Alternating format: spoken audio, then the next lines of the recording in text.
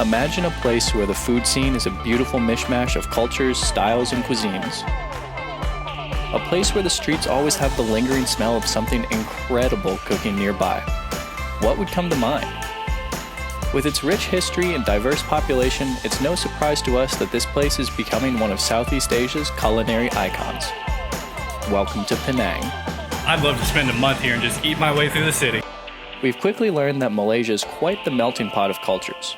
So today we're focusing in on the cuisine of Penang's largest demographic. Over half of the population here has Chinese heritage, and even then, there are so many different styles of cuisines to choose from. Never ones to shy away from a challenge, especially ones that involve eating. We're setting off to see why Penang's Chinese food scene is becoming so famous. Today we're here in the Chinatown of Penang, and we're going to be eating a ton of Chinese food today. We are kind of looking at this as a culinary renaissance of sorts because as Americans, we are used to a type of Chinese food that is not actually Chinese food. So today we're educating ourselves. And apologies in advance for our pronunciations and stuff today. We're going to do the best we can, but we probably will still stumble over a few words. A lot of words.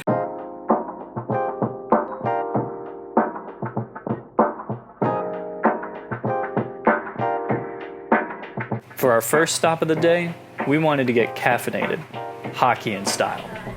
So we headed to To Soon Cafe, a little hole in the wall that is one of Chinatown's best kept secrets. This place is really cool. It is absolutely crowded, which is an awesome sign. We decided to try the KOPI PENG, an iced coffee made with coffee beans roasted in sugar and margarine. It's pretty much what all the locals were drinking, so we figured it had to be good. I don't know why I was imagining it would be like super sweet, but it's not like overbearing. It's just a little sweet, and the coffee is strong and good. Plenty of ice in here. This is the perfect way to start the day. We couldn't resist also trying the kaya toast, made with a delicious spread of coconut, egg, and sugar. It kind of looks like a thick honey. Let's see how it tastes. It's sweet, but it's not as sugary as I was expecting it to be. There's just the slightest little coconut taste to it, and it's so nice.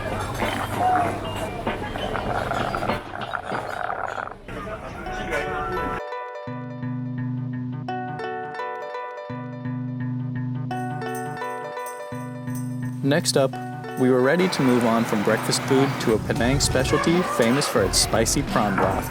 We ordered a Penang-style Hokkien mee, which is this delicious mixture of egg noodles and rice noodles, and it's served in this spicy prawn broth. And it's supposedly one of the most famous dishes here on Penang. I want to get a little bit of everything. Okay, now that is the perfect spoonful to give this a try. Oh my gosh, that is so spicy. Is it really? My throat is literally on fire. Why don't you give it a try since this is your order? Let's see what we got. It's actually really good. It's like the prawn-based broth. You've got like this nice little bit of seafood taste to it. Gab's right, it is quite spicy indeed. We're gonna go through a lot of water while eating this, but it's really good.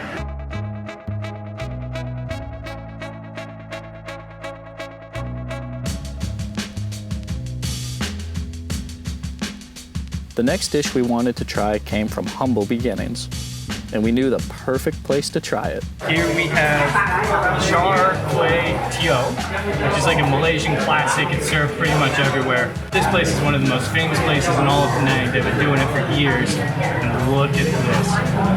It smells incredible. And apparently this dish is like crazy unhealthy because of the way they cook it. It was originally served to like laborers and hard workers, so it's a great dish for like high calories for a low cost.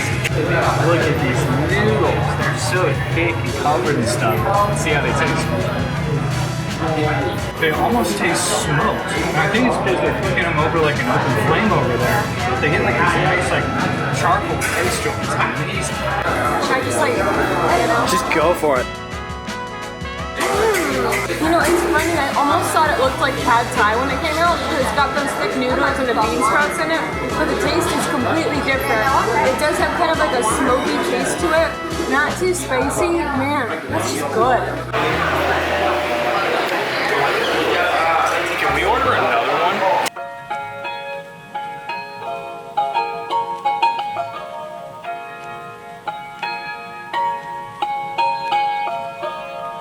Next up, it was time to switch things up and open our culinary palate to Cantonese food. There's no better way to do this than by trying a bunch of dim sum. Yeah, let's do one CHEONG fun. Let's do one of the shrimp and one of the pork, please. We'll do one of those. Can we do a lotus paste? I ordered some serious variety. I don't know what any of this is. Jack disappeared with the cute man that works here and came back with all his stuff. So, how about I try this yellow thing? That is a pork dim sum. So good. It's really good. It's like chewy and like not too spicy. Actually, there's kind of no spice to it, but it's super flavorful. You can tell the meat's been like seasoned. The texture is like really nice and it's got a good consistency. Not too hot, super yummy. So I'm going to start with the CHEONG bun, which is a popular breakfast dish here in Penang. It's essentially a big rice noodle stuffed with shrimp, and then it marinates in soy sauce and spicy chili stuff and all that. So it's supposed to be really good. Okay, here we go. That is incredible. So the outside is almost like a wonton, like it's very soft. It's like a rice noodle outside, and then the inside is just a piece of shrimp, but it's steamed, so it's like nice and chewy.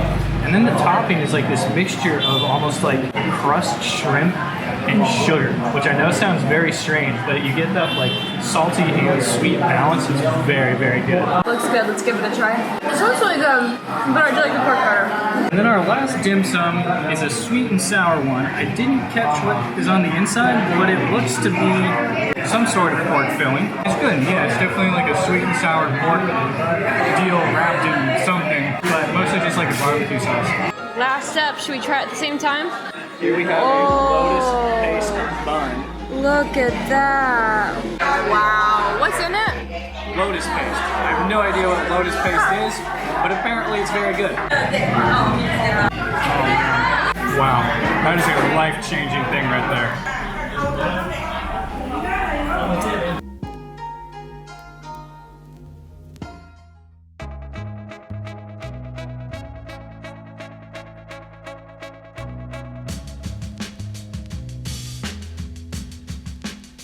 As night began to fall on Chinatown, we decided to visit the CHULIA Street Night Hawker Market.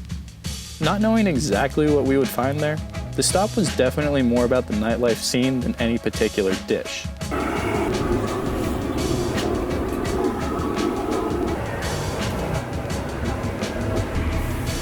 All right, what is this called? Do you know? No idea. The sign was entirely in Chinese. But we got some noodles, we got some little wonton dumplings. Looks like we got some like crispy pork skin or something like that, and some other slices of pork. Here we go. Pork is actually very good. It's very flavorful. As far as the noodles go, I didn't get much of the sauce, so I can't really comment on that, but it's pretty good. So some lady came around and she had a menu, and they had spring rolls on the menu for a bargain, 150 RM each. So I couldn't resist. Let's give it a try. That's so good.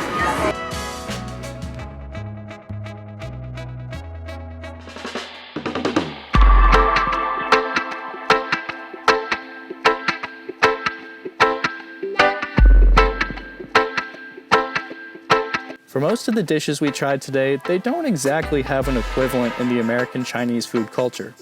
But this stop specializes in the dish that inspired American-style wonton soup, so we couldn't wait to see how it compared. Okay, at this place, we are taking it back to our roots. Well, not our roots, but America's roots, because we ordered the wonton mee soup, which is supposed to be what wonton soup in the US is based off of. Okay, and this wonton.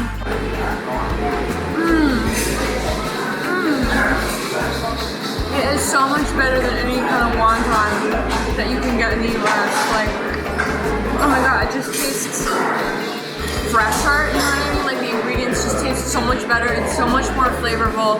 I can tell that they definitely make it here because they have like a section of the restaurant that kind of is behind glass, and you can see all their like equipment to make like the noodles and everything here, which is super cool.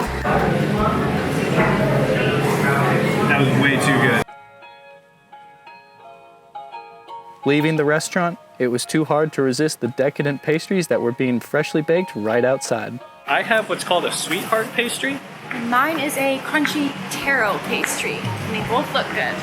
Shall we take a bite at the same time, my dear? Let's do it. Cheers. 3, 2, 1. It's kind of plain. It's like flaky and nice. And it has some sort of a sweet feeling that I'm just now getting to, so I need another bite. Yours is better. I'm keeping it. Well, that was an awesome day. Penang totally lives up to its foodie world capital title, and I'm just amazed at the amount of food, how high quality all of it is, and how affordable it is. There are restaurants on every single block, and they're all so good, super affordable. I'd love to spend a month here and just eat my way through the city. You get so fat. It would be awesome. All right, guys, well, thank you so much for watching. We'll catch you next time. If you haven't already, please don't forget to like and subscribe. And check out our Patreon. Bye. The interwebs told me that we needed to order this. So And the internet is never wrong. you have to believe everything you read on the internet. Feels like we're home. Yeah, almost. Almost. Except I almost got run over by a motorbike outside, and that wouldn't happen now. Whatever. Just shoot for the moon, babe. Really shove them all in there. Just go for it.